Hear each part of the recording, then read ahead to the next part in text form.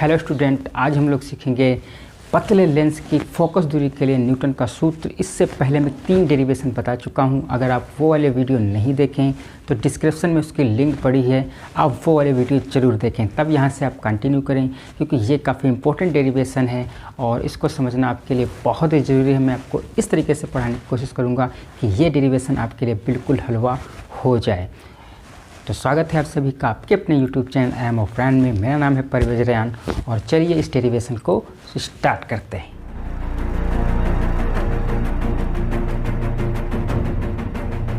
तो हम लोग यहाँ पर देखेंगे पतले लेंस की फोकस दूरी के लिए न्यूटन का सूत्र। यहाँ पर मैंने आपके लिए एक उत्तल लेंस बना दिया है और यहाँ पर हम न्यूटन का सूत्र स्थापित करने वाले हैं। तो उसके लिए हमको क्या करना पड़ेगा, यहाँ पर एक वस्तु रखनी पड़ेगी। इस तरीके से हम एक वस्तु उत्तल लेंस के सामने रख देते हैं। इस वस्तु का नाम हम दे देंगे ए और बी।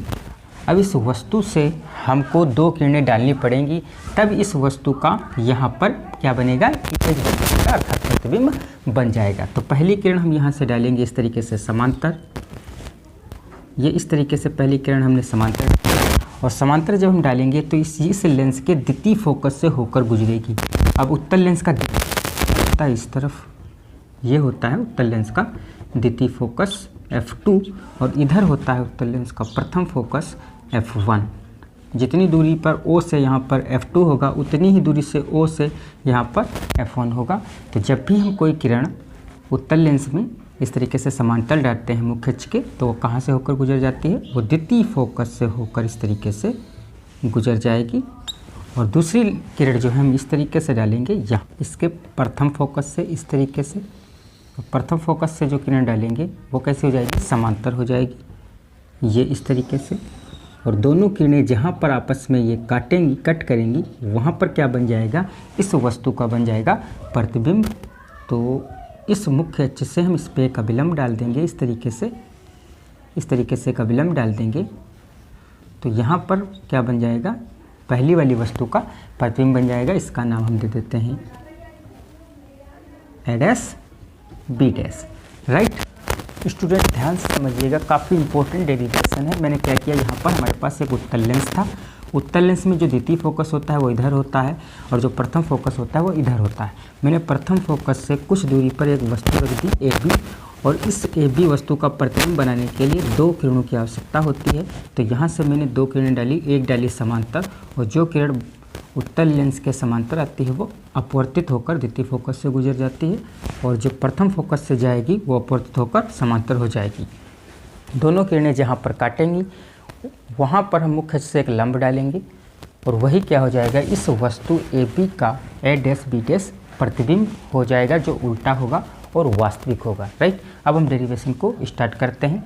तो हमारे पास यहाँ पर 2 समरूप त्रिभुज बनेंगे, एक ये और एक ये, और इसमें एक ये और ये।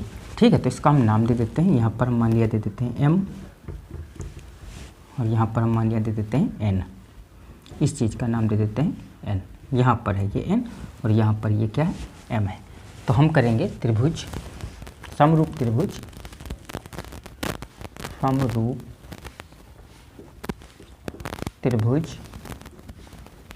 त्रिभुज A B F1 व F1 O N में। राइट, समरूप त्रिभुज कौन से होते हैं, देखिए समरूप त्रिभुज जैसे कि ये हमारे पास मुख्य अक्ष है, और इस तरीके से अगर कोई त्रिभुज बन रहा है तो वो समरूप त्रिभुज कहलाता है।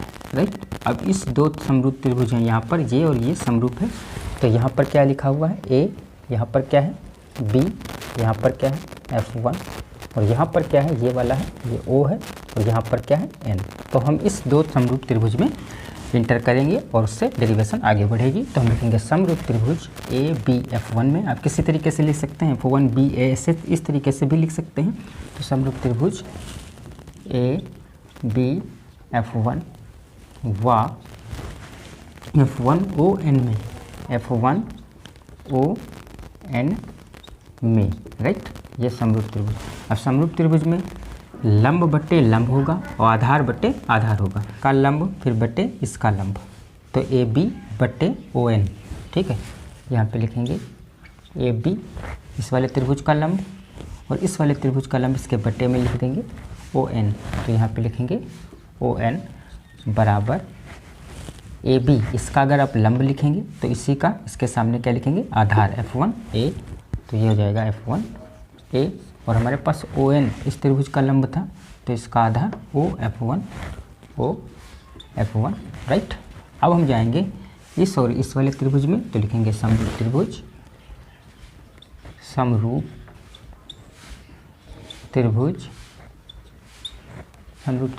यहाँ पर OMF2 व F2A dash B dash F2A dash B dash में राइट। अब हमने क्या किया, हम इस वाले त्रिभुज में गए, समरूप त्रिभुज हमारे पास था ये इस तरीके से, ये कुछ इस तरीके से समरूप त्रिभुज हमारे पास था। यहाँ पर क्या था, यहाँ पर M, यहाँ पर क्या था O, यहाँ पर क्या है F2, यहाँ पर क्या है A डैश और यहाँ पर क्या है B डैश। तो देखिए अब इसका लंब लिखेंगे MO, ये लंब और बट्टे ये लंब। तो हम लिखेंगे देखिए MO ये लंब और फिर इसका लंब A डैश और B डैश। तो यहाँ पर हो जाएगा MO बट्टे A डैश B डैश और बराबर, अगर ये लंब लिखा है तो इसी का आधार OF2 या F2O। तो यहाँ पे लिखेंगे F2O और बटे अगर इसका लंब लिखा है तो इसका आधार लिखेंगे F2A डैश राइट। अब हम यहाँ पर वैल्यू पुट कर सकते हैं। देखिएगा जितनी बड़ी AB है उतना बड़ा MO है, क्योंकि ये दोनों किरणें समांतर हैं। इस तरीके से देखिए ये दोनों किरणें समांतर हैं, तो जो दो किरणें समांतर हैं तो इसका मतलब AB व MO बराबर होंगे। तो यहाँ पर हम AB की जगह पे MO लिख सकते हैं और MO की जगह पे AB लिख सकते हैं राइट।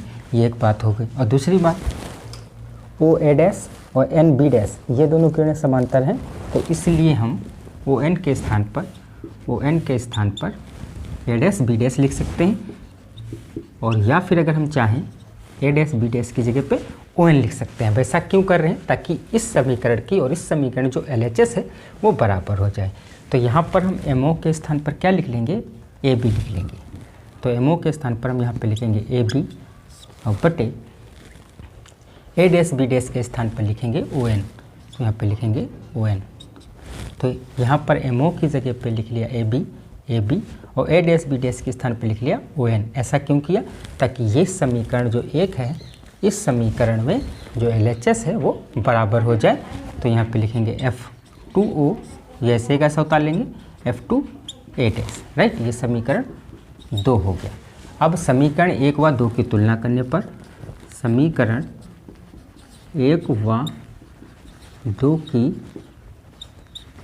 तुलना करने पर राइट, समीकरण 1 व 2 की तुलना करने पर तुलना करेंगे तो ये LHS इसकी बराबर है, तो हम RHS भी बराबर कर सकते हैं, क्योंकि ABON और ABON, तो ABON का यहाँ पर मान इतना है, ABON का मान यहाँ पर इतना है, तो अगर LHS बराबर है तो हम RHS बराबर कर सकते हैं। तो यहाँ पे लिखेंगे F1A अपान OF1 बराबर, इसका RHS कितना है F2O अपान F2A डैश राइट। अब हम इसमें मान रखेंगे। तो देखिएगा हम यहाँ पर कुछ दूरियाँ मानते हैं, तो हम F1A से जो है दूरी मान लेते हैं x1 है, ये इतनी दूरी क्या मान लेंगे x1 है, और F1O से जो दूरी मानेंगे वो हम स्मॉल f1 मान लेंगे यहाँ से यहाँ तक। ध्यान से देखिएगा यहाँ पर F1A की दूरी मैंने x1 मान ली और F1O की दूरी f1 मान ली। FO से F2 के बीच की दूरी हमने क्या मान ली, हम मान लेंगे स्मॉल f2 राइट, और F2A से मान लेंगे x2 ये दूरी। OF1 से मैंने स्मॉल f मान लिया, क्योंकि ये होता है फोकस और प्रकाशिक केंद्र, और F1 के बीच की दूरी होती है फोकस दूरी। तो ये पहले वाले पृष्ठ के लिए थे, तो प्रथम फोकस दूरी ये हो जाएगी और ये द्वितीय फोकस दूरी, तो इसलिए हमने मानी।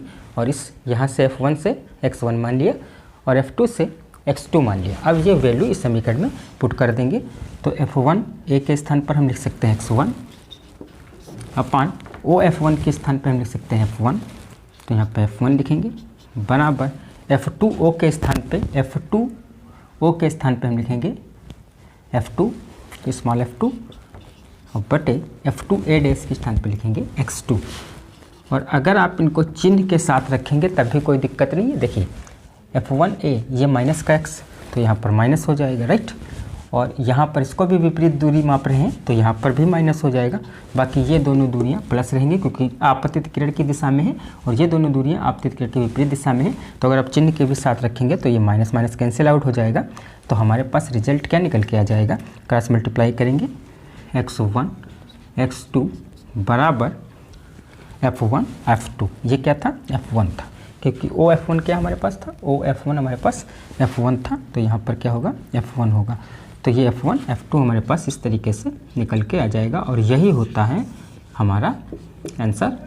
क्योंकि जो हमको प्रूफ करना था कि पतले लेंस की फोकस दूरी के न्यूटन का सूत्र क्या होता है, तो पतले लेंस की फोकस दूरी के लिए न्यूटन का सूत्र यही होता है। तो इसमें न्यूटन ने एक्स्ट्रा क्या सोचा था, न्यूटन ने एक्स्ट्रा ये सोचा था कि अगर आप प्रकाशिक केंद्र से कोई दूरी मापते हैं उससे बेटर होता है कि आप फोकस से दूरियां मापें, तो उससे वो अच्छा होता है। इसीलिए न्यूटन ने इसका सूत्र पतले लेंस के लिए दिया था, जो ये है, आपको याद रखना है। x1 x2 जहाँ पर क्या है, x1 x2 f1 से a की दूरी है, ये f1 से a की दूरी कितनी है x1, और o से जो f2 की दूरी है वो f2 है, और f2 से a डैश की दूरी x2 है। तो ये प्रथम फोकस दूरी और ये द्वितीय फोकस दूरी, और x1 x2 जो है ये यहाँ से फोकस से दूरियां हैं। जबकि इससे पहले जितनी मैंने डेरिवेशन की थी उसमें मैं प्रकाशिक केंद्र से समस्त दूरियां मापता था, सारी दूरियां, लेकिन न्यूटन ने हमको बताया था कि यहाँ से अगर हम फोकस दूरी मापेंगे तो वो ज़्यादा बेटर होता है। तो उम्मीद है दोस्तों ये वीडियो आपको समझ में आया होगा।